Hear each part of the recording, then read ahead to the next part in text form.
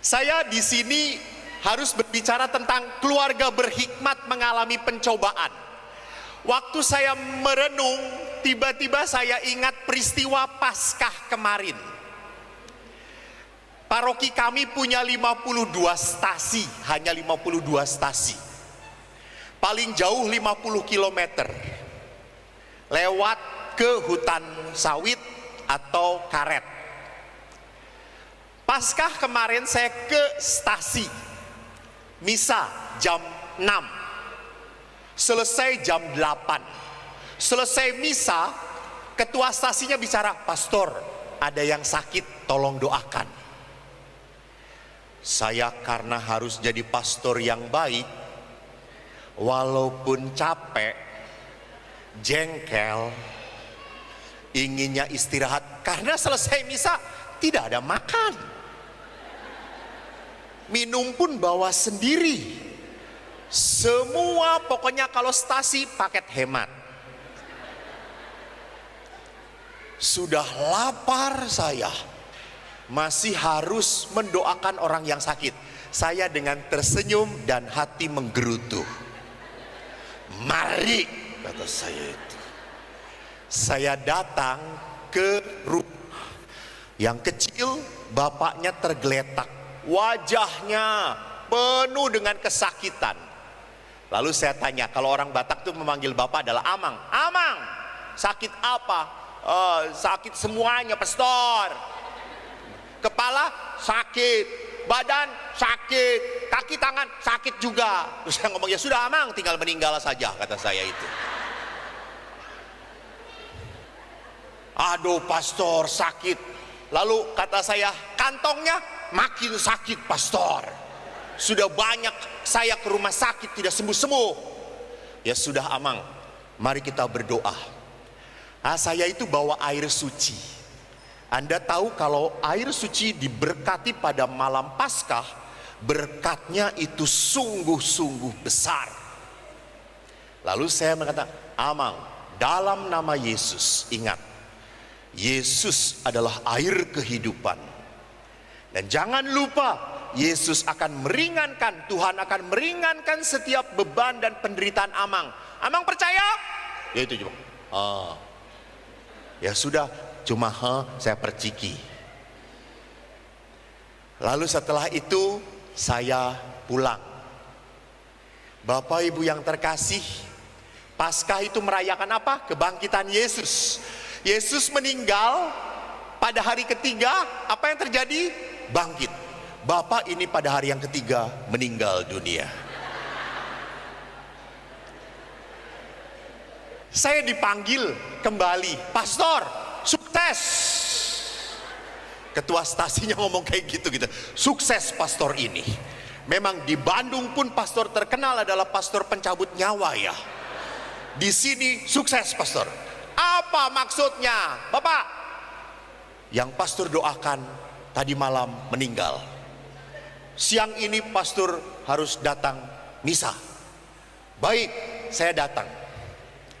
Bapak Ibu, waktu saya datang, saya melihat wajah Bapak ini tenang, begitu damai. Istrinya menangis, anak-anaknya menangis. Pertanyaan saya, kematian itu musibah atau berkat?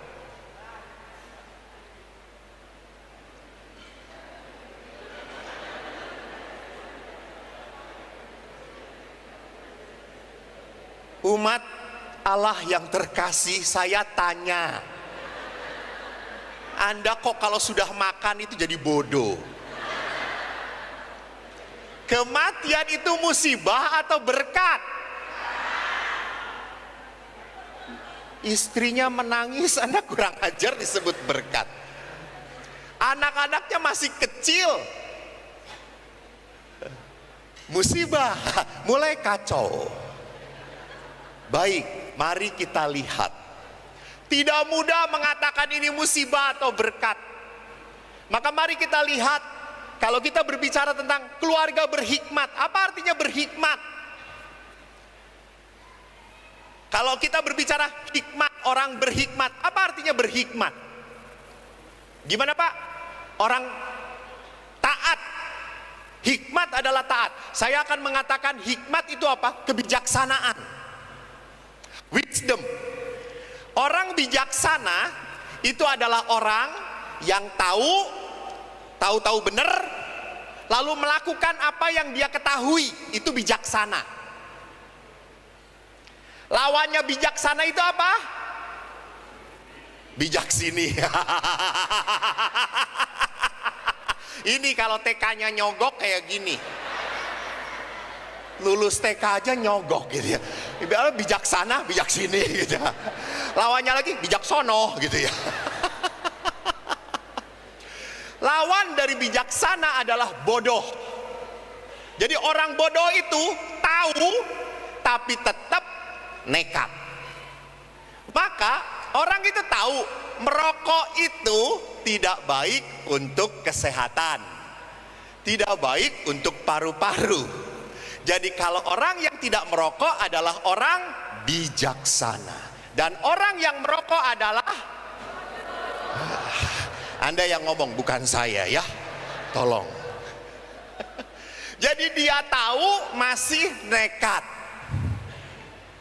Contoh, Samchan Hao-Tzu. Betul atau tidak? Betul. Anda sudah umur 50, ingat. Sudah banyak samcan di sini. Jangan tambahin satu garis lagi. Tapi kalau sudah melihat, sikat men. Tadi dikatakan Hao-Tzu, enak. Itu lihat. Ini orang bodoh. Anak-anak makan, bat silahkan, anak-anak banyak terbakarnya. Lah kalau kita sudah di atas 40, makan nempel di sini. Saya masih ingat toh, ada seorang bapak, saya pernah cerita, ada seorang bapak yang pusing dengan istrinya. Tolong pastor, kenapa? Istri saya itu kegemukan pastor.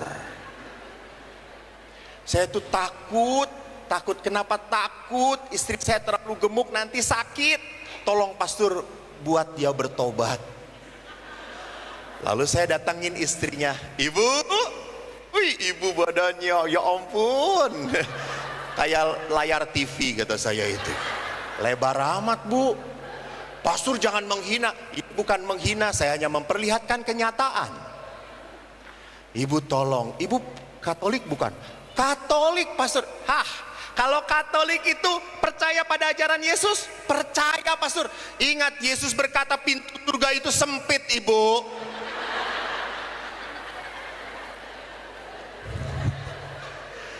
Jadi kalau ibu besar mau masuk pintu surga, mental lagi kata saya itu.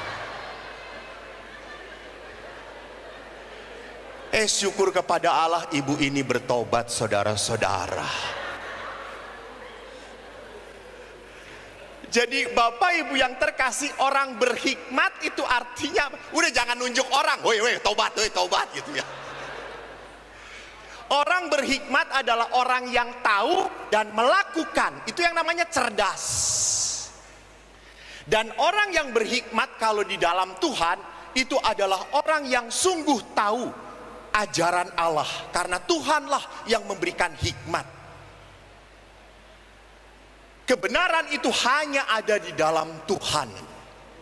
Maka pada saat orang berhikmat, orang itu benar-benar mengetahui apa yang Tuhan mau. Jadi tadi, apakah kematian suami ini berkat atau musibah? Tuhan tahu. Tuhan tahu apa yang terbaik. Memang kita selalu ngomong, ya pastor siapapun pasti akan mati toh. Tapi pada saat kematian itu dihadapi, kita selalu berkata, ya jangan sekarang Tuhan. Itu. Kalau orang yang masih suka hidup selalu berkata, jangan sekarang. Memang ada beberapa oma-oma yang saya kunjungin. Oma bagaimana? Ya pastor, saya sudah tua, nggak bisa apa-apa lagi, tinggal nunggu mati. Hanya perhatikan di sini bahwa saya mau mengatakan hikmat yang dikatakan, yang kita bahas di sini adalah orang yang mengerti bahwa kebenaran itu ada di dalam Tuhan. Maka sekarang bagaimana, apakah orang berhikmat masih dicobai oleh Tuhan? Kita berbicara tentang pencobaan kalau begitu. Apa itu pencobaan? Kita berbicara lewat surat Rasul Yakobus. Maaf, kita akan break nanti. Jadi tolong panitia, Deo, kamu di belakang, kalau pastor 5 menit lagi beritahu dari jam 8. Karena pastor suka lupa. Kalau saya sudah bicara suka kesurupan. Rasul Yakobus berkata, apabila seseorang dicobai, janganlah ia berkata pencobaan ini datang dari Allah. Sebab Allah tidak dapat dicobai oleh yang jahat, dan ia sendiri tidak mencobai siapapun. Yakobus. Tetapi tiap-tiap orang dicobai oleh keinginannya sendiri. Karena ia diseret dan dipikat olehnya. Dan apabila keinginan itu telah dibuahi, ia melahirkan dosa. Dan apabila dosa itu sudah matang, ia melahirkan maut. Jadi perhatikan di sini, Allah itu tidak mencobai manusia. Lalu percobaan itu datangnya dan dikatakan tiap orang dicobai oleh keinginannya sendiri. Jadi di dalam hidup manusia ini ada keinginan-keinginan yang tidak teratur rupanya. Maka orang dicobai oleh keinginannya sendiri, kecenderungan kita itu berbuat dosa.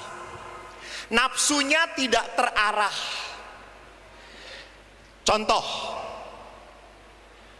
dalam kitab Kejadian bab 6 ayat 5 pun dikatakan kecenderungan hati manusia selalu membuahkan kejahatan. Contohnya, kita dipanggil untuk setia. Saya tidak suka jauh dengan Anda, saya lebih senang dekat dengan Anda. Kita dipanggil oleh Allah supaya menjadi suami istri yang setia, betul atau tidak? Tapi berapa banyak suami selalu terpikat mencari yang bening-bening. Jangan suami, para pastor pun demikian. Terima kasih Bapak menobatkan saya. Tuh. Emangnya saya kalau jalan lihat yang cantik? Enggak, weh. Normal. Jadi itu kecenderungan. Contoh lain, saya nafsu kita tidak terarah. Kenapa? Kita selalu mencari kesenangan yang semu dan berlebihan. Saya mengatakan apa? Kecenderungan manusia itu berbuat dosa, maka saya harus tahu diri. Contoh, saya sekolah di Filipina, teman-teman saya cantik-cantik. Lalu teman-teman saya itu ada yang sudah menikah, ada yang belum menikah. Dan orang Filipina kalau ketemu pastor itu selalu memeluk, dan memeluk tidak ini. Ibu-ibu di sini kalau memeluk cuma formalitas. Kalau orang Filipina memeluk penuh kehangatan, erat, rapat, padat. Saya ini orang Jawa, tidak biasa. Tapi karena teman-teman saya itu, "Hi Father," mereka spontan, "How are you?" Gitu ya. Risih. Tapi rupanya risih ini lama-lama kalah dan dikalahkan oleh rasa ketagihan.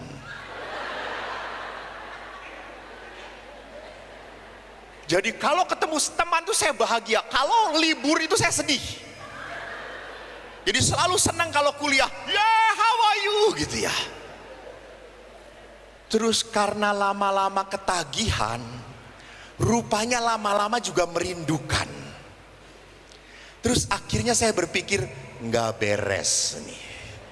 Eko nggak beres. Doanya janganlah masukkan ke dalam cobaan, karena Eko bisa masuk sendiri. Akhirnya saya berkata, enggak, saya pastor. Saya harus menjaga panggilan saya. Lalu akhirnya enough, saya tidak. Lalu teman-teman kalau ketemu sama, "Hi Father, we will hug you." No. Why Father? I have something no good here. Father, we hug in Christ, kata saya. Lu tenang, gua pulang pening coy.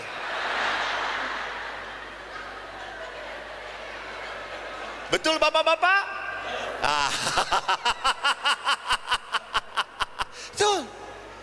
Jadi saya tahu diri, akhirnya apa kalau mereka tuh salam saja, salam sudah gitu ya. Lihat di sini. Jadi kalau orang tidak bisa nahan diri, apa? Kecenderungan kita berbuat dosa, jatuh. Jangan pernah coba-coba.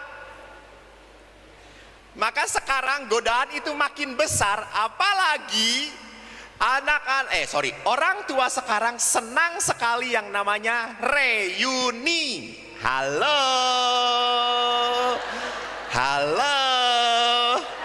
Itu bisa menjadi ladang dosa kalau tidak hati-hati. Karena apa? Cinta lama bersemi. Betul. Cinta lama belum kelar. Yang punya pengalaman langsung hafal. Tuh. Reuni tuh minimal 2, 5, 10 tahun. Ini tiap bulan reuni. Ini kampret namanya.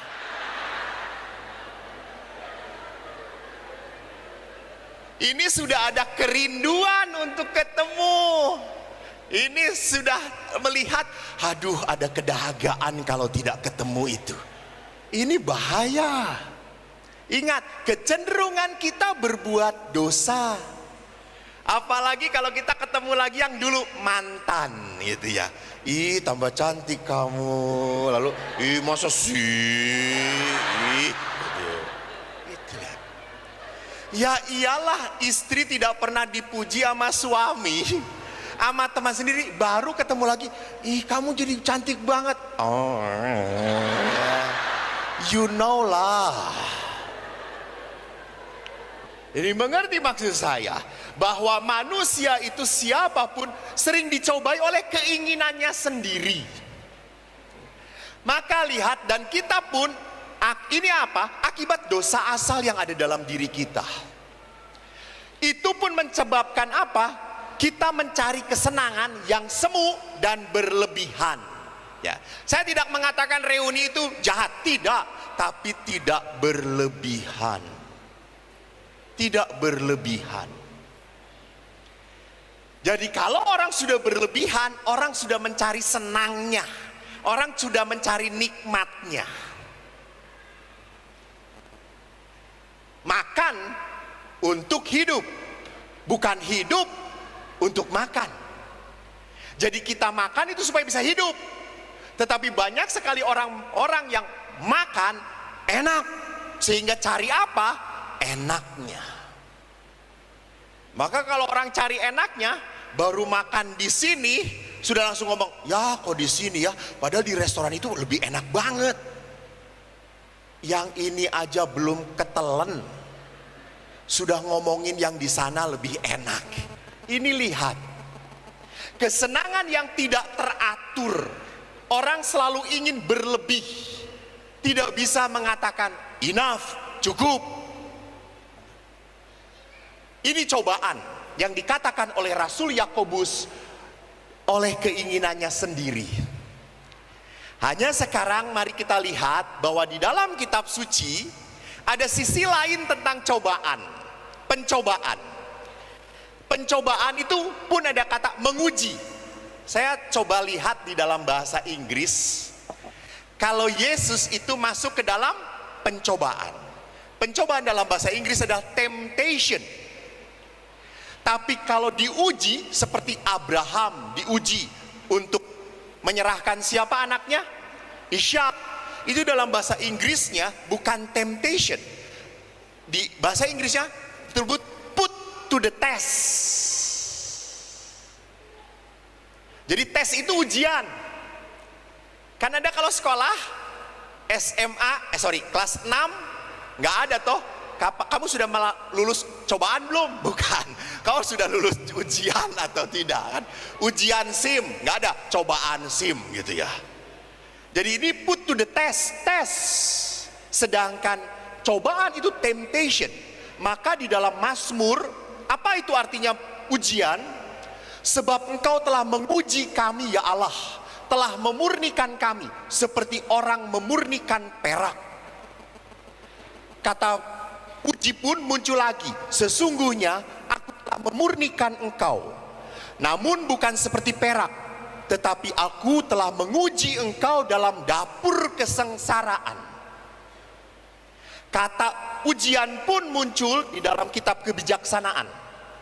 Setelah disiksa sebentar, mereka menerima anugerah besar, sebab Allah hanya menguji mereka lalu mendapati mereka layak bagi dirinya.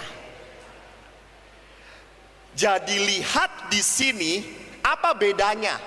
Cobaan itu dari iblis, ujian itu dari Tuhan. Jadi manusia diuji untuk melihat apakah ia setia imannya atau tidak. Nah, bapak-bapak, saya tes sekarang. Kalau ke supermarket atau pasar swalayan atau mall, ada gadis pakai rok pendek menawarkan rokok. Om, ini rokoknya enak loh, om, gitu ya. Itu ujian apa cobaan? Bapak-bapak jawab.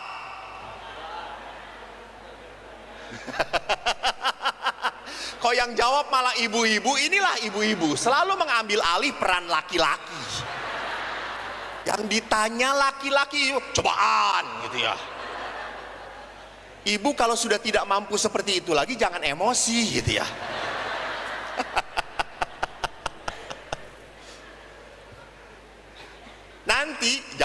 Nanti kita bisa lihat jelas apa bedanya cobaan dan ujian. Yesus dicobai atau diuji? Yesus temptation, dicobai. 3 hal. Menjadikan roti untuk jadi batu. Anda rupanya hafal, lebih hafal dari saya. Iblis meminta bahwa Yesus menyembah sehingga ia bisa diberikan seluruh kemuliaan dunia ini. Saya intermezzo. Pada saat membaca bahwa iblis berkata, Yesus, lihat seluruh kuasa dunia, aku akan memberi kepada kamu kalau kamu menyembah aku. Pertanyaan saya, jadi iblis itu bisa memberi berkat atau tidak? Bisa. Bisa memberi rejeki, bisa. Sorry, bukan berkat, bukan blessing from God gitu ya. Tapi rejeki katakanlah bisa. Bisa memberi kekuasaan. Tetapi mari kita lihat itu cobaan. Lalu yang ketiga, iblis meminta Yesus mencobai Tuhan Allah dengan menjatuhkan diri. Maka lihat di sini pada saat menutup, Lukas berkatakan, sesudah iblis mengakhiri semua pencobaan itu, ia mundur dan menunggu waktu yang baik. Halo, iblis bekerja sampai sekarang, menunggu waktu yang baik. Jadi jangan pernah berpikir iblis itu nganggur, enggak. Dan jangan berpikir iblis itu hanya ada di tempat-tempat kuburan, tidak. Bahkan iblis pun muncul di gereja, saudara-saudara. Jangan pikir tempat suci tidak ada iblisnya. Ada. Saya kemarin memberikan seminar kepada para ibu perangkai bunga di gereja. Dan rupanya menurut survei, waktu ibu-ibu merangkai bunga, tema apa yang dibicarakan adalah tema pasturnya. Pasturnya menyebalkan ya, iya malah dekat dengan tantu-tantu ya gitu ya, iya si tantu itu ya, iya gitu, itu lihat.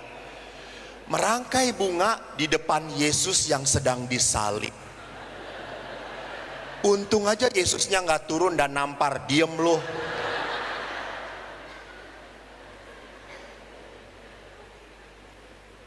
Jadi jangan berpikir bahwa iblis, roh jahat, godaan itu hanya ada di tempat. Enggak. Di mana-mana iblis selalu mencoba kita supaya kita jatuh. Karena ini kemenangan bagi iblis. Maka ditulis, ia menunggu waktu yang baik. Nah sekarang apa bedanya cobaan dengan ujian? Iblis mencobai manusia supaya manusia jatuh dalam dosa. Jadi tujuan iblis mencobai manusia supaya manusia itu jatuh. Saya waktu ditanya, Pastor setelah 25 tahun kerja di rumah retret, lalu pindah. Saya tidak di kota Medan, saya 86 km dari Medan. Tebing tinggi, bukan bukit tinggi. Dan di tebing tinggi jangan cari tebing, tidak ada tebingnya. Yang ada tinggi suhunya. Lalu saya pindah ke tebing, dan waktu pindah tiba-tiba khotbah saya menjadi viral. Kalau orang tebing tidak menyebutkan viral, pastor ini pastor spiral, kata dia itu. Terus saya mengatakan, saya tidak spiral, saya ayudi, kata saya itu. Jadi kalau saya ke stasi-stasi langsung, pastor spiral gitu ya. Emangnya KB gue. Lalu ditanya, apakah saya berkat atau musibah? Saya diminta akhirnya khotbah di sana sini, termasuk metro ini.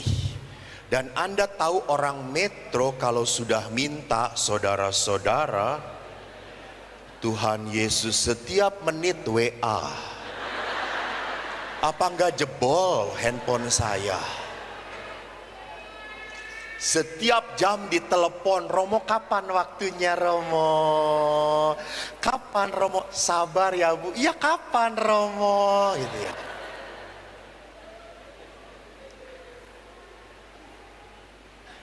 Saya apakah dipanggil ke sana sini adalah sebuah anugerah? Kalau jujur musibah. Saya lebih senang jadi pastor yang duduk tenang, anteng di gereja, diem. Udah, gak banyak yang komentar. Tapi akhirnya entah saya diminta sana sini, ya sudah gak apa-apa. Karena kebetulan gereja saya pun sedang bangun stasi untuk jadi paroki dan sedang bangun gereja. Akhirnya saya ke sana sini cari bantuan untuk gereja stasi. Tapi di metro ini dilarang. Misinya harus cari dana untuk MBI. Bapak jangan tepuk tangan dulu Pak. Ada kesepakatan dengan panitia Pak. Jadi kalau saya tidak mendapatkan malam ini kurang dari 20 juta, saya ya itu tidur di tenda Pak. Jadi tolong disumbang ya Pak ya.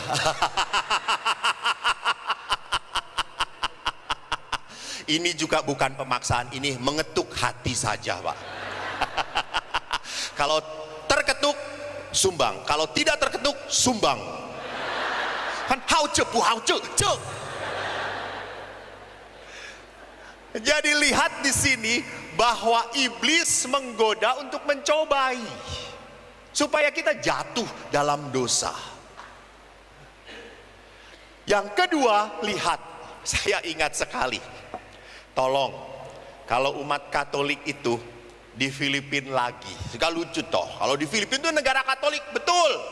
Tapi kalau ke gereja, maaf ya, ibu-ibunya itu tidak pernah menghargai romonya, bahwa romonya itu pun punya keinginan yang tidak teratur, gitu ya. Jadi ibu-ibunya itu kalau baju turun, kalau rok naik. Kalau duduk di depan pening kita. Khotbah yang sudah disiapkan hancur sudah, gitu ya. Putih-putih semuanya. Sampai teman saya Indonesia itu waktu kita sama-sama misa gitu ya, dia bagi komuni Body of Christ, Body of Christ. Tiba-tiba ibu-ibu mantep banget gitu. Wow, that's your body gitu. Lalu ibu itu ngomong, amin. Cobaan gitu ya. Menjatuhkan. Jadi jangan mencobai. Lihat di sini, kalau ujian, apa itu ujian? Abraham diuji oleh Tuhan untuk mempersembahkan anaknya Ishak. Tuhan menjanjikan Abraham, kau akan mendapatkan keturunan sebanyak bintang di langit. Baru satu aja udah diambil. Apa enggak gendeng Tuhan ini? Abraham itu adalah bapak orang beriman 5 agama besar. Dan Abraham taat. Maka lihat, Abraham menjadi bapak orang beriman yang besar sekali. Yang kedua, Ayub pun sama diuji. Dia taat, dia punya segala-galanya, dan pada saat yang cepat diambil segala-galanya, musnah. Dan di dalam kitab Ayub dikatakan, dalam semuanya itu Ayub tidak berbuat dosa dan tidak menuduh Allah berbuat yang kurang patut. Jadi rupanya Tuhan memperbolehkan cobaan atau ujian terjadi dalam hidup kita untuk alasan yang lebih baik. Untuk apa? Bertobat. Dan supaya apa? Manusia lebih kudus lewat ujian ini. Jadi ada cobaan, ujian yang dibiarkan terjadi pada manusia supaya manusia itu bertobat. Contoh, saya dikaruniai lahir dari seorang ibu. Bunda saya itu punya penyakit komplikasi, gula tinggi dan darah tinggi. Konon katanya penyakit itu menurun pada anak-anaknya. Dan ibu pun meninggal karena komplikasi itu. Akhirnya saya mendapatkan anugerah dari Tuhan, penyakit darah tinggi. Tuhan lupa bahwa Eko ini senang makan daging, apalagi daging kambing. Bertentangan. Saya suka daging kambing, saya punya darah tinggi. Saya harus membatasi. Tetapi umat Bandung ini sering mencobai saya. Dan kalau dicobai saya juga sukanya senang. Jadi kalau umat Bandung selalu berkata, Romo kita makan. Mereka tahu saya suka makan daging kambing. Ayo Romo makan kambing. Enggak kata saya tuh. Romo ini enak banget, empuk sekali. Enggak, saya udah tahu. Ayo Romo, enak. Akhirnya enak? Ya udahlah dikit. Dan saya pergi dengan suami istri dan saya bertiga makan. Romo berapa? Dua lah, dua. Bener dua. Ngetes. Akhirnya ibu itu berkata 10. Kak Romo 2, kami 3, suaminya. Ya, 10. Dimakan. Gimana Romo? Hai, edang. Tambah ya Romo, tambah ya Romo. Ayo tambah Romo. Lagi Romo ya, tambah ya Romo. Gitu ya. Saya lihat suaminya baru 5, sama istrinya sudah diinjekin jempolnya. Udah kamu selesai, udah. Sampai suaminya tuh akhirnya cuma ngejilatin bitingnya aja terus.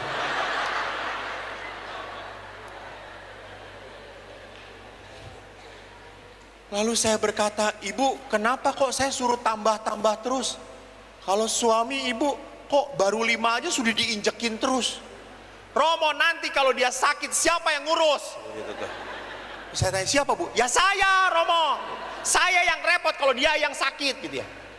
Lalu saya ngomong, lah kalau saya yang sakit bu, terserah Romo gitu ya.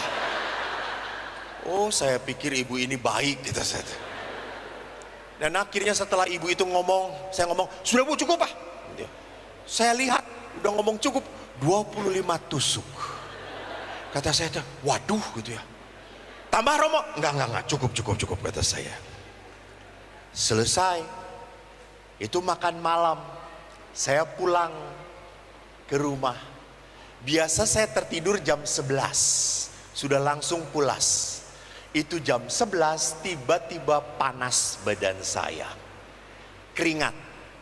Saya nyimpen tensi di rumah, di kamar. Saya tensi kurang lebih 120. Dan jantung saya berdetak. Saya sadar, oh iya ya saya darah tinggi. Lalu di situ saya mulai ketakutan, takut mati. Lalu saking ketakutannya, namanya kalau orang takut, apa yang dilakukan oleh orang takut? Berdoa. Saya lalu berdoa, Tuhan, jangan hari ini saya dipanggil Tuhan. Saya masih muda Tuhan. Saya masih bisa khotbah gitu. Kebetulan saya tinggal dengan pastor yang sudah 80 tahun ke atas di seberang saya gitu. Saya ngomong, Tuhan kalau mau manggil dia saja. Dia sudah tua Tuhan. Gak bisa apa-apa kata saya itu. Setelah doa seperti itu saya jadi tenang. Saya bisa tidur nyaman. Besoknya jam 5 saya bangun. Segar. Wih bangun. Yes kata saya. Saya pikir, wih jangan-jangan pastor yang di sebelah kata saya. Lalu saking takutnya saya langsung keluar, saya gedor pintunya. Pastor, karena orang Belanda. Pastor. Enggak jawab. Saya sampai tendang pintunya. Pastor, woi, gitu. Masih hidup? Ya masih, kata dia itu. Paginya setelah doa, dia tanya, kenapa kamu menendang-nendang kamar saya dan teriak-teriak masih hidup atau tidak? Lalu saya ceritakan, jadi aku kurang ajar ya. Jadi perhatikan di sini, mulai saat itu saya bertobat. Setelah saya tidak pernah makan sate lebih dari 25 lagi. Batasnya 25 bagi saya. Bertobat toh. Lalu 3 minggu yang lalu juga saya lucu, ada seorang bapak jemput saya.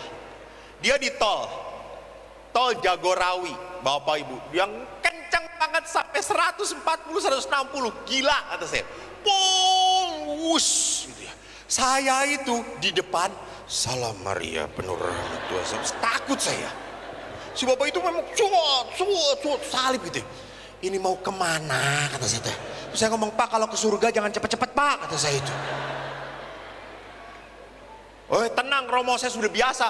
Iya biasa-biasa kata saya, jangan seperti ini gitu. Lalu tiba-tiba agak macet, suruh bawa itu ngerem. Lalu macet. Loh kenapa ini macet? Tiba-tiba di tol ini tidak pernah macet, pastor. Ya, pada saat dilihat di depan ada tabrakan. Kita melihat ada yang terguling, ada yang tertidur berdarah-darah, mobilnya terbalik. Lalu setelah itu kita lewat, dan bapak itu langsung kecepatannya cuma 80 gitu ya. Terus saya ngomong, tobat. 5 menit kemudian ngebut lagi, kurang ajar kata saya itu. Jadi perhatikan antara tobat dan kumat itu cepat sekali perubahannya. Di rumah retret pun sama. Kalau retret itu anak-anak, saya kan suka cerita kalau dengan anak-anak SD buat tobat gampang.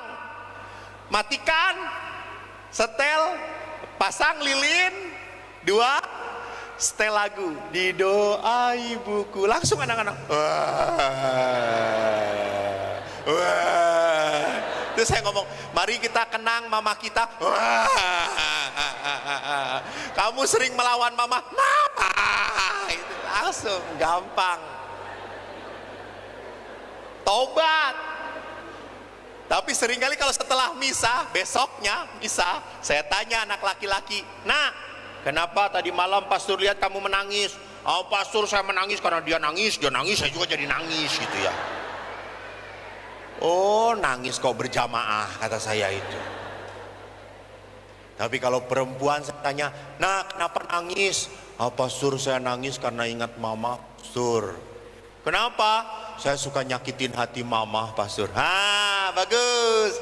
Jadi kamu merasa bersalah? "Iya pastor, kita merasa bersalah." Bagus. Coba pulang kalian minta maaf. Ada tahu reaksi anak-anak? Loh, kamu kan merasa bersalah? "Iya salah."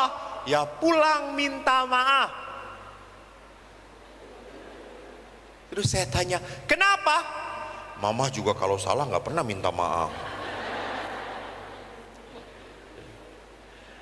Jadi anak tuh mencontoh siapa? Orang tuanya. Jadi antara taubat dan kumat itu tidak jauh-jauh. Bisa jadi di sini taubat, keluar setan makin besar lagi. Jangan pernah lupa kenapa? Karena dalam Injil jelas, di saat Anda taubat, satu setan keluar, dia akan datang dan membawa pasukan untuk menggoda kita, biar kita lebih parah lagi. Jadi di sini lihat pertobatan, tetapi juga ujian dalam terjadi pada manusia demi pengudusan manusia. Saya ingat sekali seorang ibu, beliau kena kanker payudara. Beliau itu berkali-kali ke Lourdes, sampai 4 kali. Pada kali yang keempat, izin kepada anaknya, "Nak, mama mau ke Lourdes." Lalu anaknya itu ngomong, mama itu ngapain ke Lourdes? Sampai sekarang juga tidak dapat mukjizat apa-apa. Mama tetap sakit kanker. Ngapain harus ke Lourdes berdoa? Sudah, mama diem saja. Capek-capek ke Lourdes harus ini. Mamanya katain seperti itu jengkel. Lalu mamanya ngomong, "Nak, mama ngomong, mama ke Lourdes ini yang keempat. 3 kali mama berdoa.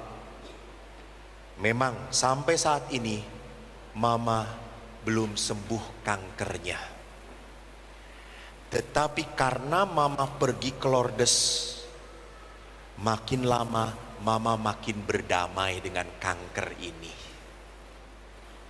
Mama tidak berdoa lagi supaya sembuh. Mama berdoa semoga mama menerima kanker ini sebagai bagian hidup mama." Dan apa yang terjadi? Ibu ini tahun lalu meninggal bukan karena kanker, karena jatuh di kamar mandi dan kepalanya terbentur.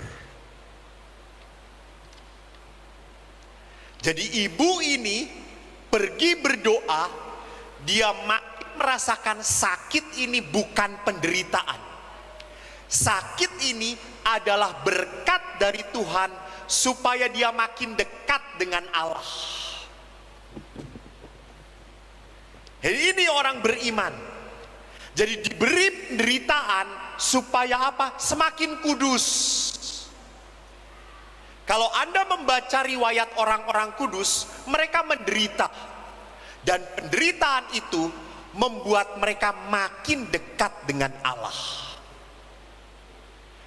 Jadi lihat di sini, hal-hal yang tidak sesuai dengan hidup manusia diberikan kepada manusia supaya manusia dikuduskan lewat sakit itu. Pertanyaannya, mengapa orang baik menderita? Kalau orang jahat menderita mah itu sering disebut sebagai apa? Karma, asap. Kalau kita mendengar ada orang jahat, orang sudah ngelicikin kita, dia celaka, kita langsung berkata, syukur pada Allah. Rasain, akhirnya Tuhan mendengar doaku. Itu lihat. Ini bukan hal yang perlu dipertanyakan. Tetapi kita bertanya pada saat orang baik menderita. Anda sadar bahwa pada saat Anda semakin aktif di gereja, semakin melayani, hidup Anda itu kok makin susah. Seringkali seperti itu.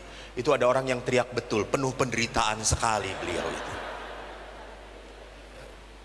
Jadi rupanya orang semakin melayani Tuhan, hidupnya bukan semakin dimudahkan oleh Tuhan. Halo. Bahkan seringkali pada saat kita semakin melayani, kok semakin berat, kok semakin sulit, kok semakin ada aja masalah. Gitu ya. Karena kalau kita menderita, kita selalu bertanya, apa dosa saya? Apa salah saya? Itu pertanyaan kita. Dan kita selalu bertanya, mengapa Tuhan? Kan ada beberapa ibu juga yang sharing dengan saya, Romo, saya tuh sudah doain anak, sudah dididik baik-baik, kok jadinya kayak gitu. Kayak gitu gimana Bu? Ya kayak bapaknya. Lah ibu kenapa dulu memilih? Dulu memilih itu baik banget bapaknya. Setelah kawin keluar aslinya. Lalu ibu tahan nggak? Enggak. Terus kenapa sampai sekarang? Ya sudah. Lah. Jadi perhatikan, ada orang-orang tertentu yang mengatakan, Tuhan mengapa? Bapak Ibu, kalau kita menderita, kita selalu ingin tanya, mengapa? Pertanyaan saya, kalau Anda sudah mendapat jawaban yang memuaskan Anda, apakah penderitaan itu akan hilang? Tidak.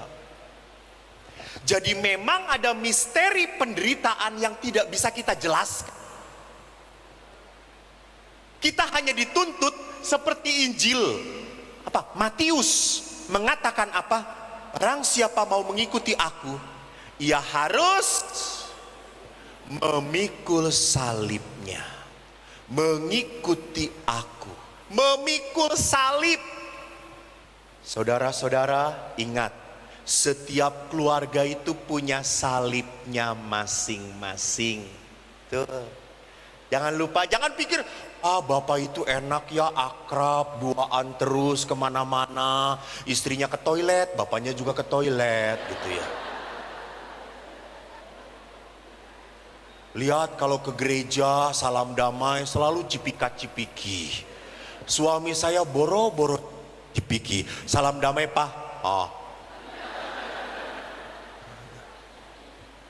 Pastor lihat suami itu, kalau ada seorang pastor kaget sekali karena lihat seorang bapak kalau istrinya keluar mobil selalu dibukakan dan ditutupkan. Kaget si pastornya. Wah, hebat banget si bapak ini. Jadi lihat, dia turun dari mobil ke gereja, dibukakan pintunya. Mimi, tutupkan pintunya. Lalu si pastor saking kagumnya, dia tanya kepada ibu itu, "Bu, Bapak itu sangat sayang ya dengan ibu." Terus ibunya, biasa aja. Loh, ibu ini tidak peka. Kata si pastornya, "Kenapa pastor?" "Saya itu melihat kalau ke gereja, bapak itu suami selalu bukakan dan tutupkan pintu mobil ibu." "Romo, itu terjadi setelah pintu mobil tidak bisa dibuka dari dalam."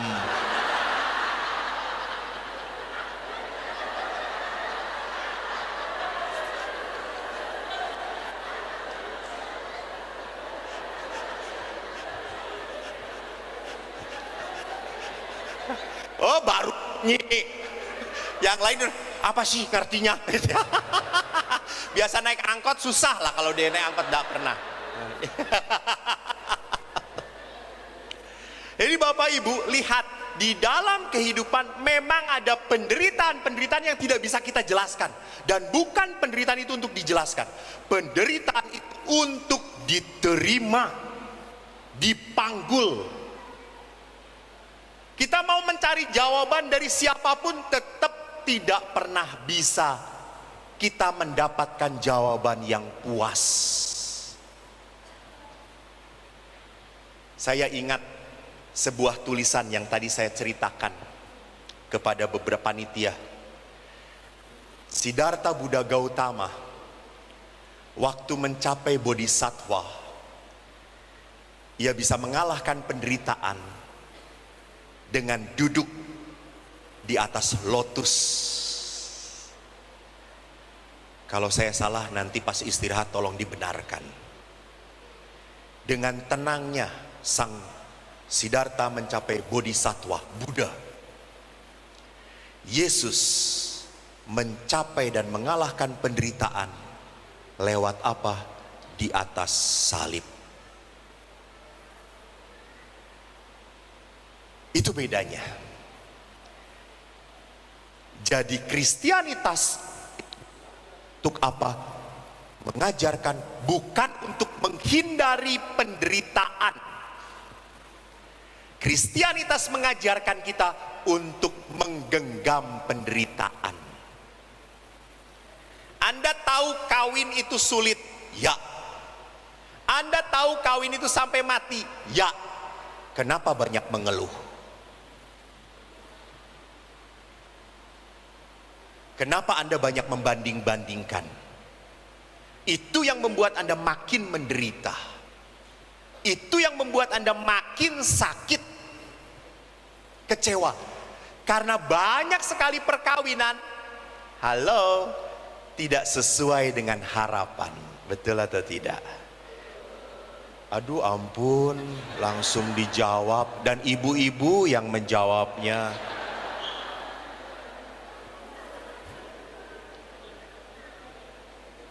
Pengalaman, betul. Jadi perhatikan bahwa betul, panggilan setiap orang itu punya keindahan. Dan sekali lagi, di dalam kehidupan tidak pernah kita bisa enak semuanya. No, harus terima pahitnya juga. Saya menjadi pastor sendirian, kemana-mana tidak pernah direcokin.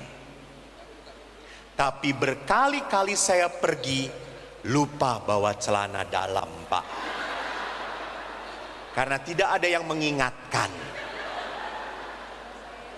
Bapak kalau pergi keluar kota, siapa yang menyiapkan segala-galanya? Istri. Enak, Pak. Pertanyaan saya juga, Bapak, apakah Bapak tahu nomor istri berapa dalamannya? Laki-laki tidak akan tahu. Nggak tahu betul, laki-laki hanya fisik. Segini Romo, segini Romo. Sebelum nikah segini, sekarang segini Romo. Kalau istri tahu nggak dalaman suaminya? Tahu. Siapa yang membelikan? Istri. Istri. Lihat itu perempuan melengkapi. Suami itu terima beres. Bapak mau jalan-jalan ke Palembang naik mobil, bapak yang setir, langsung ngomong, "Mi, minum." Nyoh. "Mi, jeruk, emploan." Saya dengan para pastor dari Bandung mau ke Jogja, sampai tol di mana sih, sebelah sana, Ujung Berung, sana, minum, nggak ada. Ya Allah. Sampai suatu hari saya pernah begitu kagum dengan yang namanya wanita. Ini keuntungan kalau hidup dengan wanita. Tapi karena pastor ini walaupun tidak berumah tangga, cukup banyak wanita yang sangat sayang dengan saya. Dan kebanyakan encim-encim. Dan saya tenang bergaul dengan encim itu. Sudah tidak nyetrum lagi. Dia tegangannya sudah habis.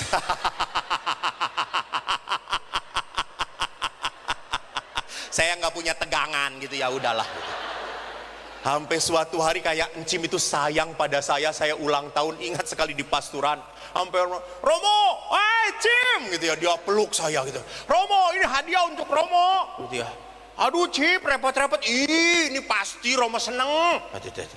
Karena namanya encim kan, orang tua kan selalu ingin pada saat itu juga dibuka kan. Kita happy bos, dia sudah nyanyi, "Hayo Romo, hadiahnya dibuka, ayo Romo dibuka." Terus yang lain, "Hayo dibuka Romo." "Pastor, ayo dibuka, kasihan Cim ini." Ya udah dibuka. Pada saat dibuka saya kaget, celana dalam. Lalu saya tanya, "Cim, kok tahu?" Romo kan suka yang anti selip kan, ini anti selip Romo." Dan saya lihat nomornya pun percis nomor saya. Terus saya tanya, "Cim, kok bisa tahu sih nomornya?" Saya 2 hari yang lalu ke tempat ruang cuci. Terus saya tanya tukang cuci, "Mana yang punya Pastor Eko? Mana?" Terus, "Cim, kok hafal?" "Ya saya potret," kata saya itu. Terus saya ngomong, "Tolong ya jangan dijadiin PP ya Cim," kata saya itu. Saudaraku terkasih, lihat bahwa saya sebagai pastor ada sukacita, ada penderitaan. Tidur sendirian, tidak bisa saling menghangatkan. Anda tidur berdua, tapi jangan lupa ada suara-suara aneh yang kadang-kadang muncul.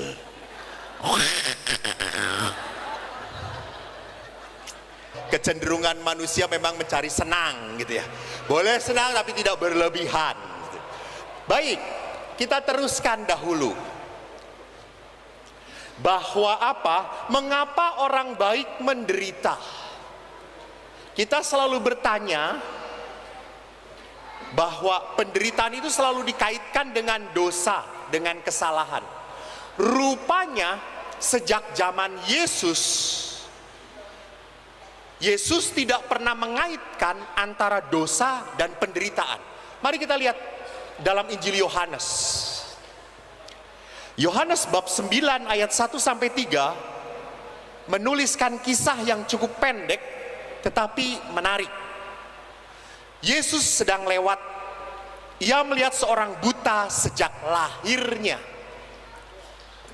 Murid-muridnya bertanya kepadanya, "Rabi, siapakah yang berbuat dosa?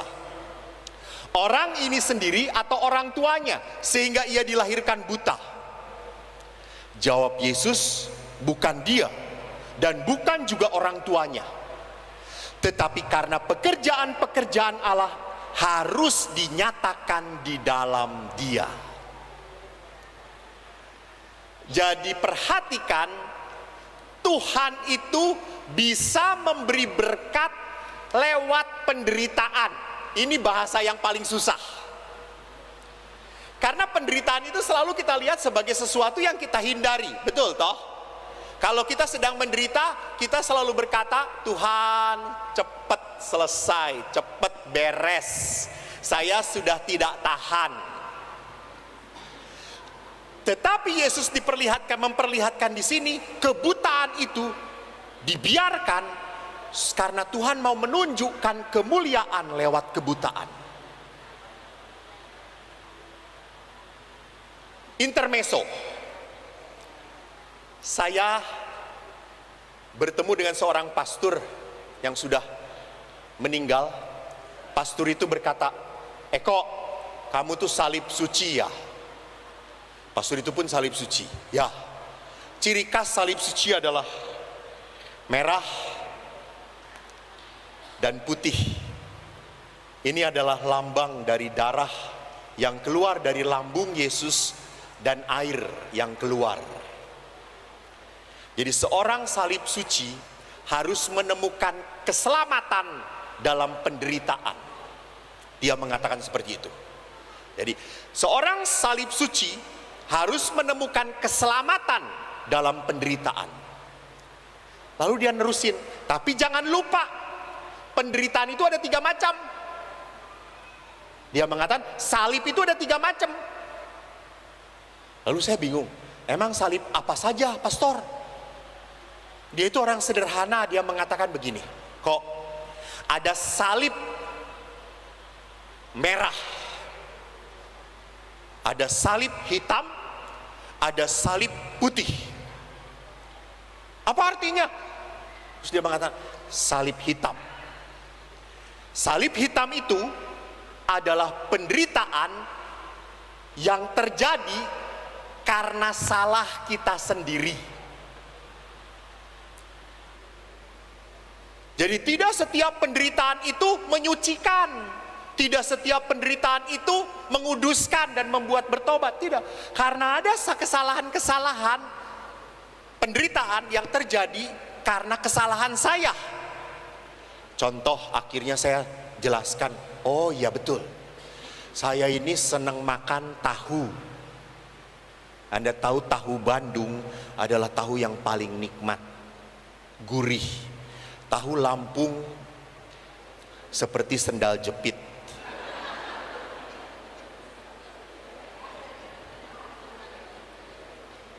Belum pernah ngemut sendal jepit, emut tahu Lampung.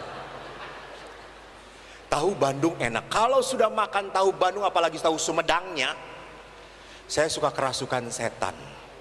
Karena tahu itu enaknya dimakan dengan apa? Cabai rawit.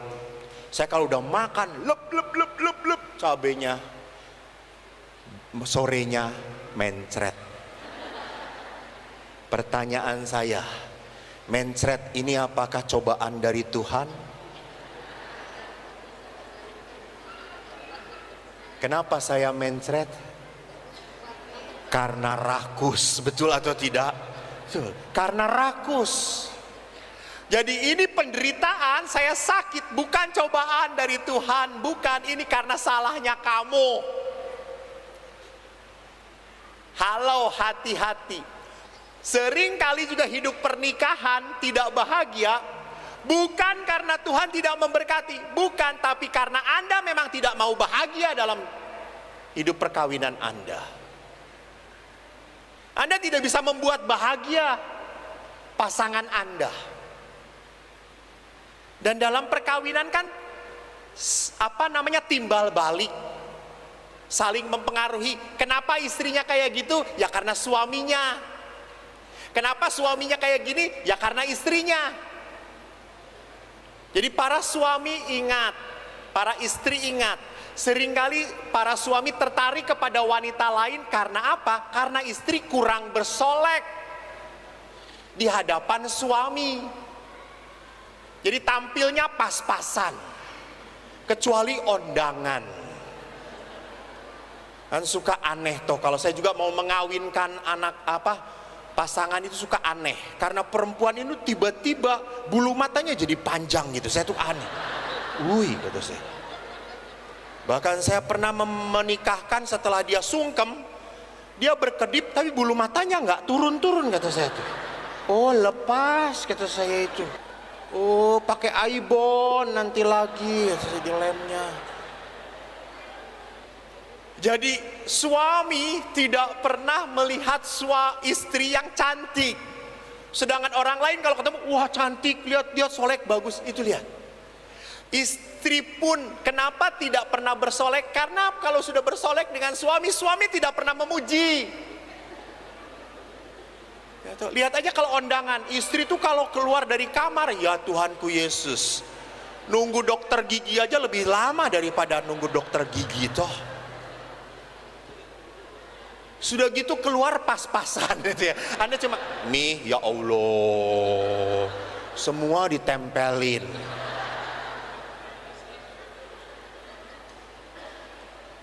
Saya itu hidup dengan pastor yang saya doakan itu 80, beliau hidup sampai 92 tahun.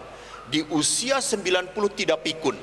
Dan pastor ini usia 90 tinggal di biara, masih sering dikunjungin ibu-ibu dan bawa makanan. Saya sampai kaget. Biasanya udah pastor tua, umat tidak pernah ngurus lagi, dilupakan. Enggak, pastor ini selalu dikunjungin. Saya suka kaget, kenapa ya gue ingin belajar dari dia. Dan rupanya pastor ini selalu memuji ibu-ibu yang datang. Saya baru tahu gitu ya. Karena suatu hari saya nginjen itu apa dalam bahasa Indonesia? Ngintip dia ada tamu. Ibu-ibunya ya Tuhan gitu ya. Dia bawa cukyok, Anda tahu cukyok itu? Itu benar-benar enak sekali. Dia bawa cukyok, lalu pastor, dia sudah menyambut. Ibu cantik sekali ibu, langsing sekarang. Pastor gitu ya. Padahal saya lihat, ya Tuhanku kayak gitu. Saya berpikir, aduh dengan babi yang dipotong juga udah sama kata saya itu. Tapi si pastor ini ngomong langsing banget. Wah, nanti kalau ibu itu pulang, gue protes. Lalu si ibu itu disambut, pastor, aduh pas ibu terima kasih banyak ya, ibu itu kalau udah masak paling enak sedunia. Dan ini ngomong terus hal yang sama kepada orang yang lain juga gitu ya. Oh iya pastor, ya suami saya mah nggak pernah kayak gitu. Suami ibu jarang muji ya. Ya udah pulang ya bu. Makasih ya pastor. Ya makasih ya bu, sering-sering gitu ya. Setelah ibu itu pulang saya tanya, pastor sudah tua, harusnya bertobat kata saya. Emang kenapa saya kok? Pastor mencontohi pastor junior tidak benar. Apa? Pastor berbohong di depan saya. Emangnya kamu ngelihat saya ngintip? Kamu lebih dosa kok ngintip kata dia. Ngintip demi kebenaran kata saya itu. Apa emang dosa saya? Pastor itu tadi lihat ibu tadi sebesar itu. Dan pastor berkata, ibu langsing. Pastor bohong. Lalu pastor itu berkata, Eko, saya tidak bohong. Saya lihat besar pastor. Eko, waktu saya ngomong saya copot kacamata saya. Pastor itu kacamatanya tebal sekali gitu. Kata saya, oh iya. Saya bisa mengerti gitu ya. Jadi Pak kalau mau memuji ibu, copot kacamatanya dulu.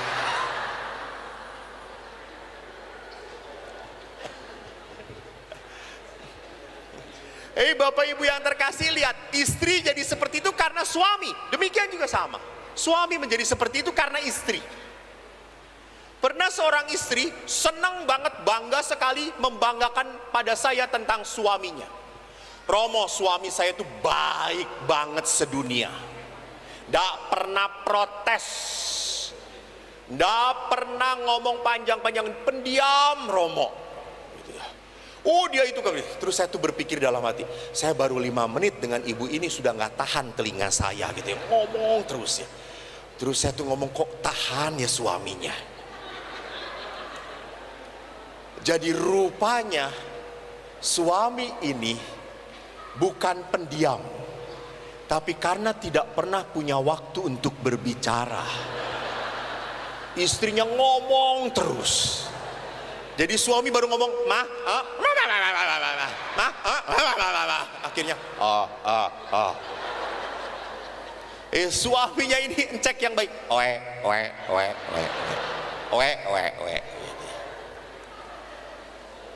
suatu hari istrinya itu stroke, nggak bisa ngomong lagi. Suaminya bahagia banget gitu ya. Sekarang saya bisa ngomong pastor akhirnya gitu ya. Jadi perhatikan, ingat di dalam perkawinan terjadi juga seperti itu. Kenapa suami kayak gini? Karena istri mungkin, kenapa dia tidak betah? Karena istri tidak pernah membuat betah di rumah. Jadi itu salib hitam. Orang harus menanggung penderitaan karena salahnya sendiri. Salib merah, lalu dia mengatakan, apa salib merah pastor? Salib merah itu orang harus menanggung penderitaan karena kesalahan orang yang disayangi. Contohnya, bapak ibu, kalau punya anak, anaknya nggak beres, lalu orang-orang akan tanya, anaknya siapa? Betul atau tidak? Betul. Kalau anaknya bodoh, orang-orang akan tanya, siapa bapaknya? Itu. Jadi salib merah adalah apa? Saya harus menanggung penderitaan, bukan karena salah saya, tetapi karena salah orang-orang yang di sekitar saya. Sehingga akhirnya saya pun harus menanggung akibatnya.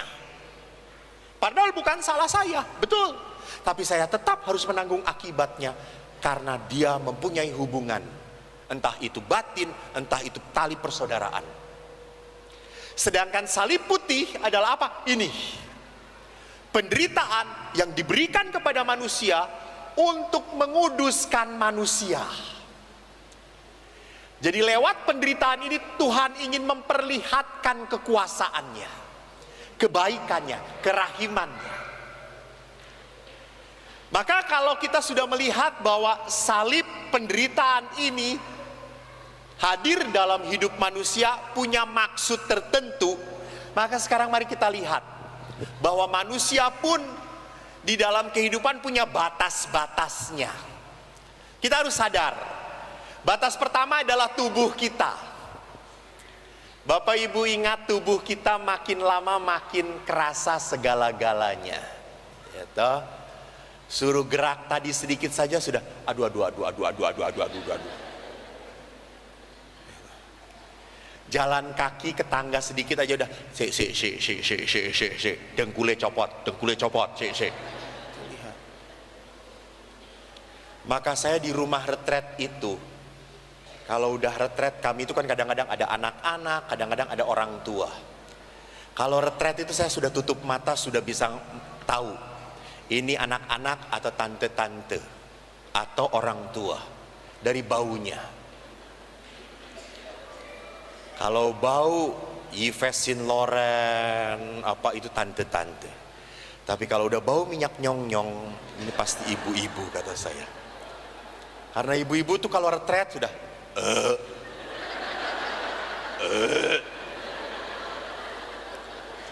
Jadi 5 menit pertama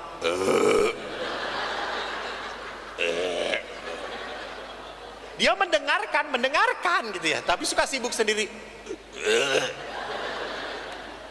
5 menit pertama, 10 menit pertama kresek. Saya suka tanya, apa oma? Permen. Biar ndak nantuk Romo. Oh iya. 15 menit kemudian kresek. Apa oma? Lemper. Kata saya tuh, ini retret apa botram kata saya. Jadi perhatikan, tubuh kita sudah tidak bisa diajak berdamai lagi. Kita harus terima, memang seperti itu. Jalan kita tidak cepat lagi, betul. Sadari, makin lama kita tidak mempunyai tubuh yang elastis lagi. Ini keterbatasan yang harus kita sadari. Kadang-kadang juga beberapa orang mengalami penyakit yang seringkali tidak bisa disembuhkan. Secara badan mungkin tidak bisa disembuhkan. Pertanyaannya, kalau sudah secara badan tidak bisa disembuhkan, tidak ada obatnya, lalu jiwanya pun tidak semangat, makin drop. Karena orang ini tidak ada sukacita lagi. Kedua, pikiran. Kita ada batas pikiran. Kadang-kadang ada ingatan yang membuat kita tidak bisa tidur. Selalu mikirin anak, gimana ya anak kita ya. Sudah usianya 30 belum berjodoh-jodoh. Saya sudah ingin punya cucu. Itu lihat, harapan. Sedangkan anak-anak sekarang, hati-hati loh Bapak Ibu, anak-anak muda sekarang, makin banyak anak muda yang tidak mau menikah. Karena apa? Ingin cari bebas. Bebas sudah enak, sudah senang. Lalu pada saat harus menikah, dia harus terikat dengan pasangannya. Dia nggak mau. Maka orang tua seringkali memikirkan itu. Padahal anak-anaknya tenang. Anak-anak jadi gelisah kalau setiap pulang ditanya oleh mama papanya, kapan kawin? Kapan kawin? Lama-lama anak jadi malas pulang. Kenapa kamu malas pulang? Pertanyaannya sama. Dari dulu, sekarang, dan selama-lamanya kapan kawin? Jadi kerinduan pemikiran orang tua beda dengan pemikiran anaknya. Ini yang membuat kita juga sering kali bentrok. Keterbatasan. Saya tidak bisa memahami pemikiran orang lain. Orang jelas ke sini kok, kenapa harus ke situ? Itu. Ketiga, batas kita adalah perasaan. Mungkin di dalam hidup kita pun saya masih punya perasaan sedih, belum terampuni. Ada beberapa orang yang merasa, pastor, saya punya orang tua. Selama hidup orang tua saya belum punya waktu untuk menyenangkan dia. Waktu meninggal pun kok orang tua itu hanya mau nginep di rumah saya sebentar, kok saya nolak. Mama akhirnya meninggal, saya menyesal sekali. Ini ada perasaan-perasaan yang masih membuat saya tidak nyaman. Ada pengalaman yang membuat kita kapok, trauma, takut, tidak mau lagi. Atau ada keinginan yang tidak teratur, bahkan tidak ingin hidup lagi. Ada orang-orang tertentu yang merasa bosan dengan hidupnya. Ngapain gini-gini aja. Bahkan kita punya batas hidup dengan hidup roh kita. Ada orang-orang yang tertentu sulit berdoa, ragu dengan iman, mempertanyakan kebaikan Tuhan. Apakah Tuhan itu baik atau tidak? Kok sudah sekian lama saya berdoa tapi tidak pernah dikabulkan oleh Tuhan? Beberapa saat yang lalu ada seorang anak perempuan, waktu saya rekoleksi, tiba-tiba dia sharing. Pastor, boleh sharing tidak? Boleh, silakan. Pastor, saya sedih pastor. Kenapa? Ayah saya pastor suka teriak-teriak tiap hari. Hanya berkata apa? Apa dosa saya ini? Apa salah saya ini? Emang kenapa ayah kamu? Sakit? Tidak pastor. Ayah kecewa. Karena dari 5 anak, semua anaknya perempuan. Maaf, dalam tradisi Batak, yang disebut anak itu adalah laki-laki. Kalau perempuan itu tidak disebut anak. Perempuan itu disebut boru. Jadi anak itu adalah nanti yang meneruskan marganya. Maka bapak ini begitu kecewanya sampai akhirnya dari 5 anak perempuannya ini tidak ada satu pun yang dihargai oleh bapak ini. Dan bapak ini marah-marah dan tidak pernah apalagi merawat anak-anak ini, enggak, disia-siakan mereka. Pokoknya bapak ini sampai begitu kecewanya, tiap hari akhirnya hanya ke kedai minum tuak. Dia marah karena dia merasa dihukum oleh Tuhan, tidak punya anak laki-laki. Lihat di sini. Jadi dia sudah tidak mempunyai roh kerinduan lagi untuk berdoa kepada Tuhan, karena Tuhan yang dia imani pun tidak memberikan apa yang dia minta. Maka dia kehilangan harapan, dia kehilangan kepercayaan, dia hidup dalam rasa putus asa. Ngapain saya berdoa lagi? Toh yang menjadi kebanggaan saya punya anak laki-laki tidak pernah dikabulkan Tuhan. Nah sekarang bagaimana menghadapi penderitaan situasi batas ini? Ada dua. Kan seperti Paulus pun berkata, Tuhan Allah itu menyediakan kepada manusia berkat dan kutuk. Silakan pilih.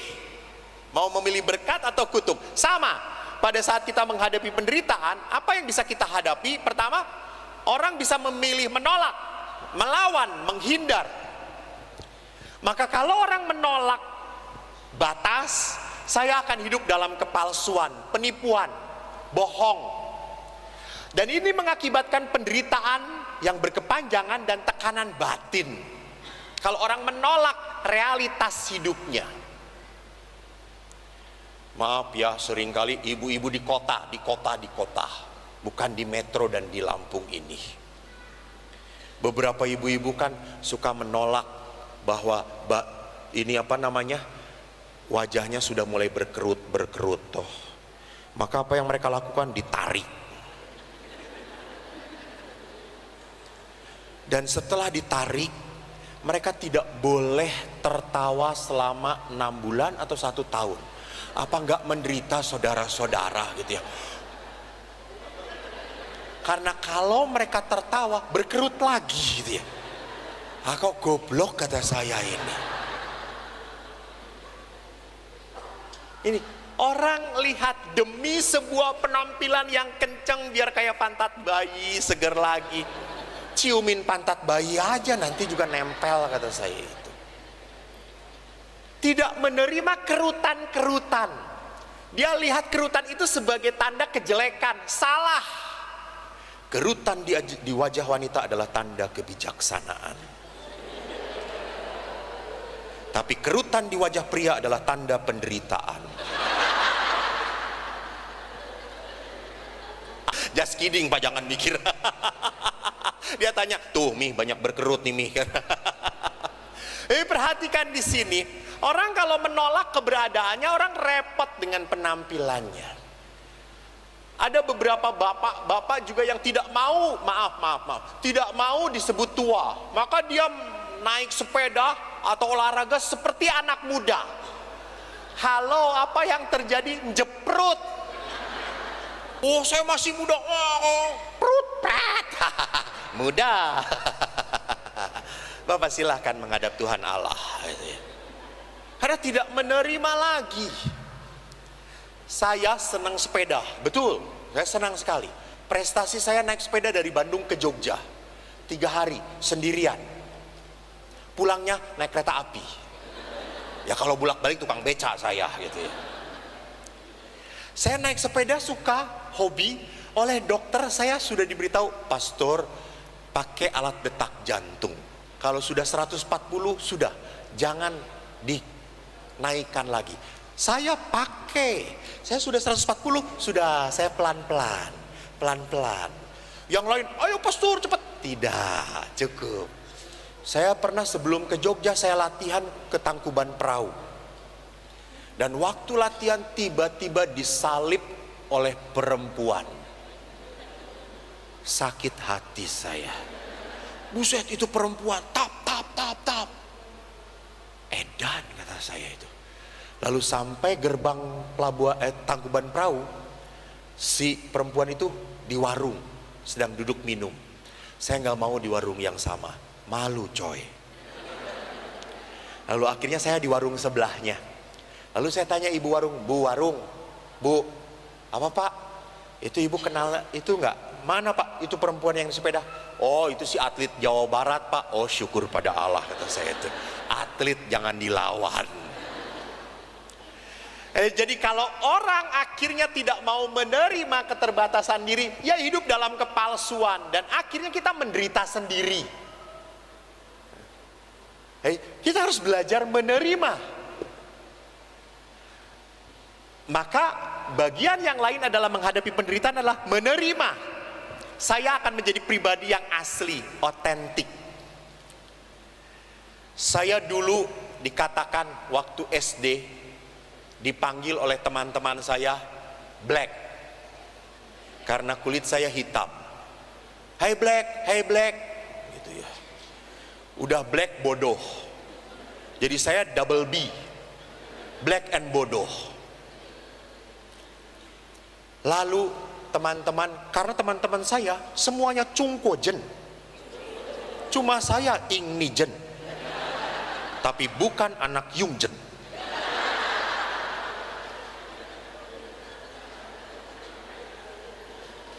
Mereka kan putih-putih gitu ya, sehingga saya selalu disebut black gitu ya. Dulu saya sakit hati.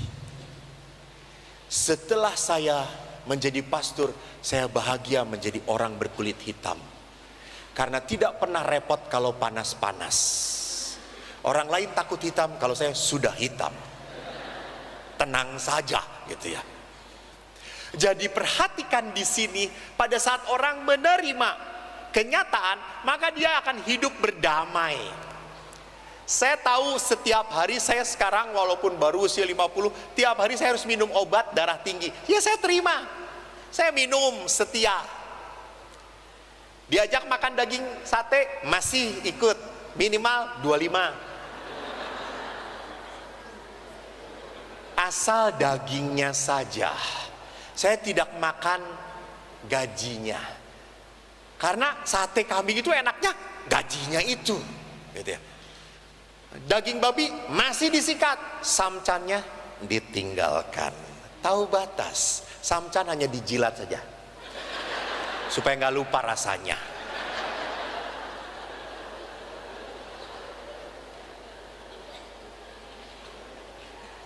Jadi perhatikan di sini, pada saat orang berdamai dengan keterbatasan, maka orang akan mendapatkan sukacita.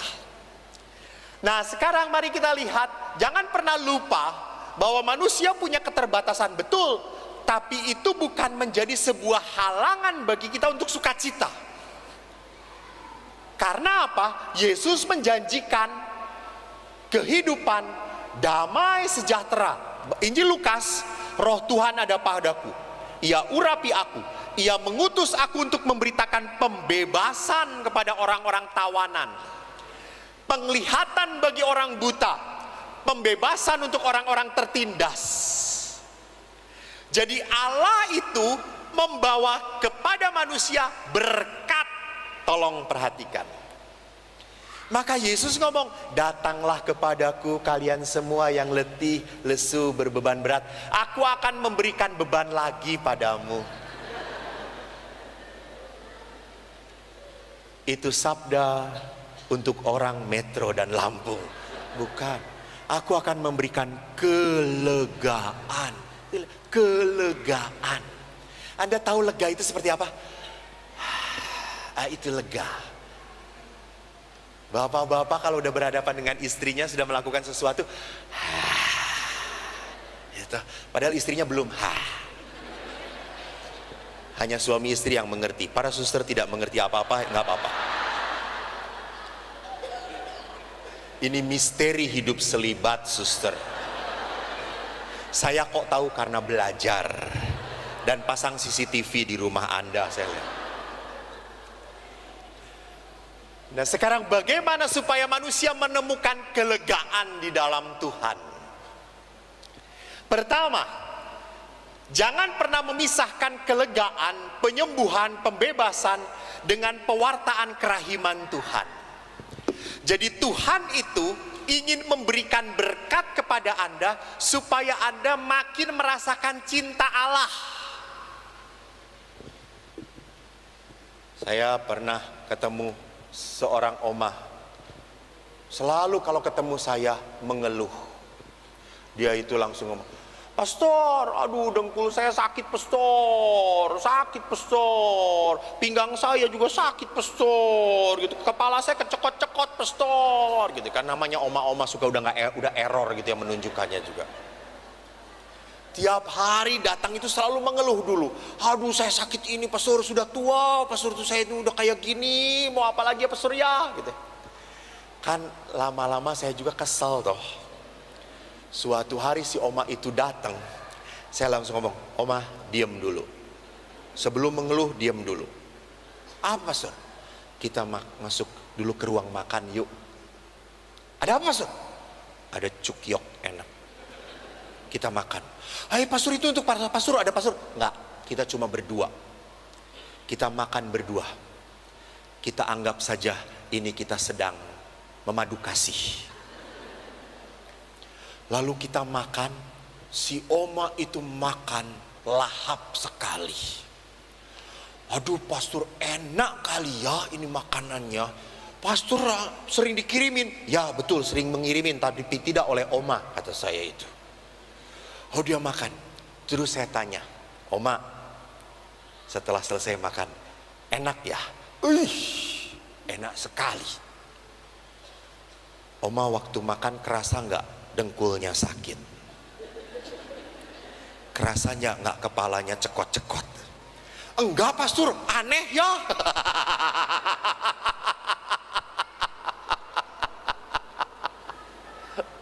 Halo, kalau Anda menderita dan memikirkan penderitaan, maka penderitaan itu makin sakit, betul atau tidak?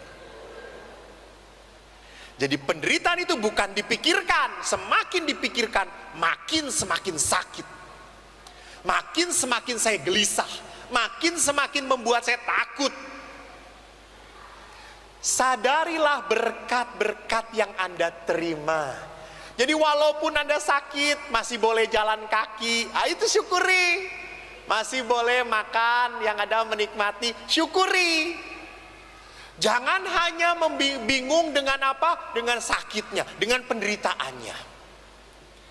Di sini kan banyak sekali yang mengerti yin yang. Tahu toh yin yang? Yin yang tahu? Kalau di wihara-wihara itu ada lingkaran, di mana lingkaran itu dibagi dua, yang satu warnanya hitam, yang satu warnanya putih. Di dalam warna hitam ada titik putih, di dalam warna putih ada titik, itu seimbang. Kalau orang terlalu melihat hal buruknya dalam kehidupan, maka hidup menjadi berat. Tetapi kalau orang terlalu melihat banyak hal yang baiknya, orang itu tidak tahu diri, kebablasan, betul toh? Jadi saya pun sama, wah saya bisa menikmatin. Ada batasnya, ada batasnya, bukan seenaknya. Yang kedua, dikatakan di sini iman di dalam merasakan kesembuhan, mujizat, pembebasan dari Tuhan. Iman adalah saluran rahmat, saluran berkat. Di dalam seluruh kitab suci dikatakan imanmu menyelamatkan engkau. Jadi kalau Anda berdoa, Anda harus punya iman. Kalau Anda tidak percaya, jangan berdoa. Anda menjadikan sia-sia ngomongnya. Jadi pada saat saya mendoakan, bahkan di dalam Injil Markus, apa saja yang kamu minta dan doakan, percayalah bahwa kamu telah menerimanya, maka hal itu akan diberikan kepadamu. Percayalah bahwa kamu telah menerimanya. Kalau sudah dilihat, perlu iman atau tidak? Bapak Ibu, kalau kita sudah melihatnya, perlu ada iman atau tidak? Tidak perlu, karena sudah dilihat. Ini adalah pointer. Percaya atau tidak? Percaya Om? Percaya. Di tangan saya ada uang 1 juta. Percaya atau tidak? Tidak percaya. Karena Om tidak percaya, maka tidak terjadi mujizat, saudara-saudara. Coba percaya. Hilang 1 juta Om. Karena Om hilang 1 juta, maka nanti persembahan harus lebih dari 1 juta. Jadi perhatikan di sini, sulit sekali untuk mengimani. Karena apa? Om sudah tahu, pastor, pastor odong-odong, nggak mungkin. Ini sama. Jadi kita itu mau melihat sesuatu mujizat, harus percaya dahulu, percaya. Di situ Tuhan akan menunjukkan sesuai dengan kepercayaan kita. Jadi jangan buktikan Tuhan, baru saya percaya. Kalau begitu sih tidak perlu percaya lagi, karena sudah ada bukti, sudah kelihatan. Justru iman itu adalah apa? Adalah sebuah dasar dari kita untuk berhubungan dengan Tuhan dan membiarkan Tuhan bekerja dengan kekuatannya. Ketiga, bagaimana supaya kita memperoleh rahmat, pembebasan. Bapak Ibu, yang ketiga adalah pertobatan, sakramen rekonsiliasi kalau dalam gereja Katolik. Manusia itu harus bertobat. Artinya bertobat itu saya tahu saya udah salah, saya tidak akan melakukan lagi. Jadi jangan salah, saya teruskan lagi. Itu namanya nekat, bukan tobat. Jadi kalau nekat, saya hanya akan menemukan keadaan yang lebih buruk, lebih hancur. Tapi kalau bertobat, orang berdamai dengan Tuhan. Saya selalu mengatakan kepada pasangan suami istri dalam perkawinan, dan itu saya imani. Maaf, saya imani. Suami istri disatukan oleh siapa? Coba lebih keras, suami istri dipersatukan oleh siapa? Oleh siapa? Tuhan. Saya percaya. Saya percaya. Om percaya atau tidak? Percaya.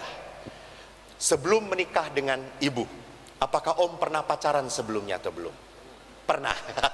Terima kasih atas kejujurannya. Ibu pernah pacaran dengan laki-laki lain sebelum menikah? Pernah, betul. Tapi mengapa memilih beliau? Ya, lihat. Tiba-tiba dengan Om langsung saya merasa nyambung. Saya merasa sayang sekali. Dengan ini saya bisa hidup sampai mati. Dengan ini saya tidak akan dibuat menderita. Paling-paling sakit.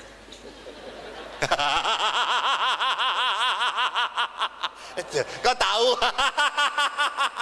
Saya bisa menerawang, Om. Jadi perhatikan.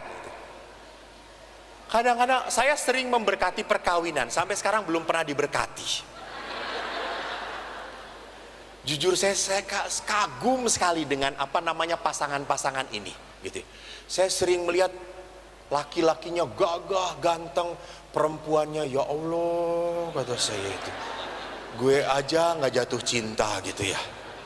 Kok dia bisa jatuh cinta gitu? Apa bagusnya gitu?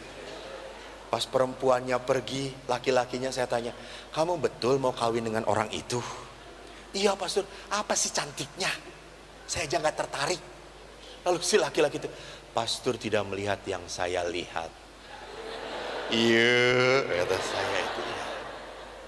Betul atau tidak? Siapa yang membuat melihat? Tuhan membuka hati. Dan Anda sebagai orang beriman berjanji di depan Tuhan. Kekaguman saya yang kedua pada saat mengucapkan janji perkawinan, suami istri itu selalu berpandangan dengan mata terharu. Gitu tuh. Saya Eko memilihmu Poniem untuk menjadi istri saya. Itu lihat. Lalu si Poniemnya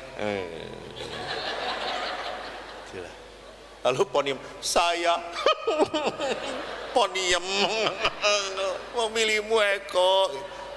Terharu. Ini di depan publik berjanji. Artinya apa? Saya tidak akan pernah malu menganggap dia sebagai istri saya. Betul atau tidak? Betul. Tapi setelah perkawinan kadang-kadang ada suami yang malu menunjukkan istrinya. Kalau udah jalan ke gereja pun suami sendirian, istri di belakang, tar dulu, tar dulu. Lalu saya tanya, Pak mana istri? Tuh di belakang, lama itu. Saya punya iman, suami istri yang setia di dalam hidup perkawinan, maka berkat pun tidak akan pernah berhenti mengalir dalam keluarga mereka. Saya sangat percaya itu. Maka kalau ada orang-orang yang ngomong kepada saya, pastor, usaha saya kok seret ya, kok usaha saya gak maju-maju. Coba renungkan bagaimana hubungan Anda dengan pasangan Anda. Kalau Anda punya hubungan yang baik dan indah, saya yakin berkat terbuka kembali. Tapi pada saat Anda berani diam-diam menyakiti pasangan Anda, maka berkat Allah pun seret oleh Anda. Anda susah menerimanya. Itu iman saya. Saya pun bangga, bahagia menjadi pastor. Saya tidak pernah menyesal jadi pastor. Nanti terakhir saya ceritakan apa yang membuat saya bahagia. Tapi jadi dalam artian tertentu, kita harus punya iman bahwa di dalam pertobatan ini saya harus melakukan sesuatu yang membuat pasangan saya bahagia. Keempat, memberi ampun.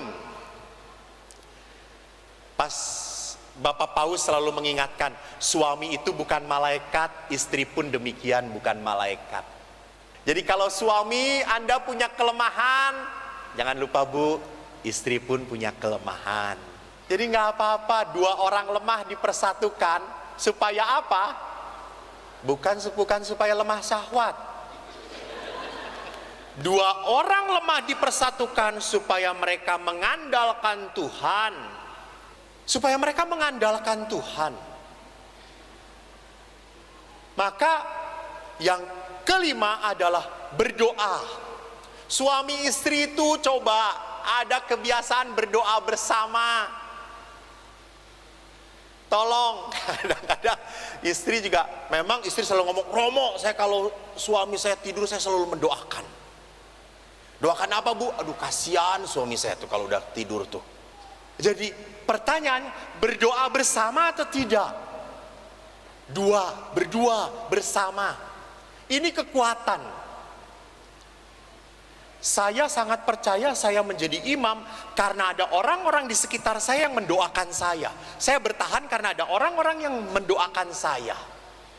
Jadi sama Bapak Ibu, tolong kalau Anda kecewa dengan pasturnya jangan diomongin, didoakan. Didoakan, jangan digosipkan. Apa doanya? Semoga cepat pindah. Yang terakhir, di dalam kehidupan, jangan pernah lupa kita harus tahu letting go. Letting go. Karena berkat Tuhan itu diberi dan satu saat akan diambil. Hidup kita sekarang masih bisa menikmati. Ingat, suatu saat akan berhenti. Kita diberi, suatu saat akan diminta oleh Tuhan. Itu kehidupan. So, what is our prinsip? Bagaimana? You must know how to let it go and how to letting God help you. Sama ini kalau sakit hati, marah, jengkel, kecewa, jangan simpan. Don't put it on your heart. Makin membuat capek. Letting go, lepas. Dan yang kedua apa? Biarkan Allah berkarya melalui kepahitan kita. Memang kita tidak pernah bisa mengampuni orang yang menyakiti saya. Apalagi kalau orang yang menyakiti itu adalah orang yang kita cintai. Betul atau tidak ya? Betul. Kalau cuma pastor yang menyakiti Anda, pastor itu pindah, sakitnya hilang. Pastor itu datang lagi, sakit lagi. Tapi kalau pasangan hidup Anda yang menyakiti Anda, mendengar dehemnya pun sudah gak enak. Di saat Anda sendirian mendengarkan motor mobilnya masuk juga, ya si borokokok datang lagi. Bapak Ibu ingat, saya tidak bisa mengampuni kalau tidak ada kuasa Tuhan menolong saya. Jadi harus ada kuasa Tuhan yang membuat saya bisa memaafkan orang yang saya sayangi. Itu paling berat. Saudaraku yang terkasih, kita dipanggil sekali lagi. Kalau tadi kita kembali, masihkah kita mengalami pencobaan? Masih. Setiap orang selalu diuji supaya kelihatan kesetiaannya. Justru perkawinan itu indah pada saat Anda sampai mati bertahan. Maka seorang anak SD pernah tanya kepada saya, pastor bahagia nggak jadi pastor? Bahagia. Lalu dia tanya, karena dia seorang Buddha, pastor, kalau di gereja Katolik ada reinkarnasi, nanti pastor boleh hidup lagi. Nanti kalau hidup lagi mau jadi pastor atau menikah? Terus saya berkata, kalau hidup lagi dan di dalam kehidupan berikutnya di surga ataupun dimanapun kita hidup seperti ini, menikah atau tidak menikah, saya tetap jadi pastor. Saya tidak pernah menyesal jadi pastor. Nah, sekarang saya tanya kepada Bapak Ibu, kalau Bapak Ibu kelak hidup lagi setelah meninggal di dunia yang berbeda, apakah akan memilih pasangan hidup yang sama? Ini kok banyak wanita pengkhianatnya di sini ya. Kenapa Bapak memilih yang sama? Yang tidak ada keluar lagi seperti ini. Bapaknya tidak keluar lagi istri yang seperti ini. Kenapa? Karena istri sangat sabar pada saya. Jadi perhatikan bahwa Allah itu tidak pernah salah, bukan memilih, memberikan pasangan kepada Anda. Jadi tolong malam ini tugas Anda, jangan pernah meratapi pasangan Anda. Tugas Anda malam ini, Tuhan terima kasih, inilah berkat terindah hidup dengan Dia. Amin, terima kasih, Tuhan memberkati.